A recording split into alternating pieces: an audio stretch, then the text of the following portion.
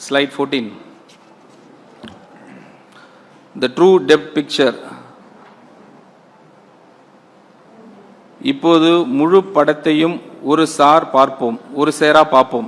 சட்டமன்றத்தில் அதிகாரப்பூர்வமாக காட்டப்படும் ரூபாய் 10 லட்சம் கோடி நேரடி அரசு கடன் மாநிலத்தின் பொதுத்துறை நிறுவனங்கள் சுமக்கும் ரூபாய் 3,18,176 கோடி கடன்களையும் சேர்க்க வேண்டும்.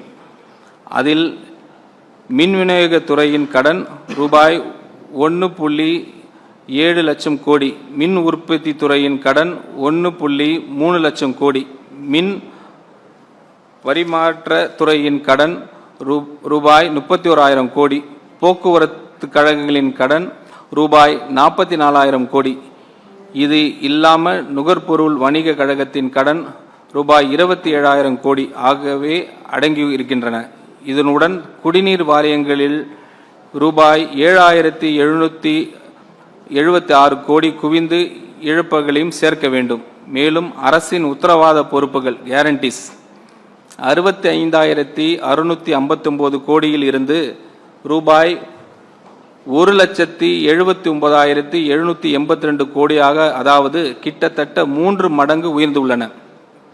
இந்த அனைத்தும் சேர்த்து பார்த்தால் மாநிலத்தின் உண்மையான மொத்த நிதிசார் பொறுப்பு சுமார் 13.18 லட்சம் கோடி ஆகிறது. இந்த பெரிய வித்தியாசம் சட்டமன்றத்தில் தாக்கல் செய்யப்படும் வழக்கமான பட்ஜெட் ஆவணங்களில் முழுமையாக தெரிவதில்லை. அந்த மறைமுக தன்மையை முடிவுக்கு கொண்டு வந்து மாநிலத்தின் உண்மையான நிதிநிலையை வெளிப்படையாக மக்களுக்கும் சட்டமன்றத்திற்கும் முன்வைப்பதற்காக இந்த வெள்ளை அறிக்கை வெளியிடப்பட்டுள்ளது.